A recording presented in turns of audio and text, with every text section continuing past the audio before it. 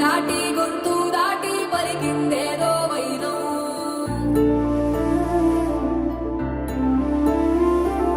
మూడు వారిన మనసులోనే పలికిందేదో ప్రాణం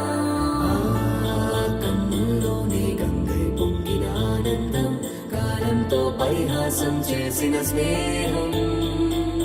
హద్దులు దాటి జగములు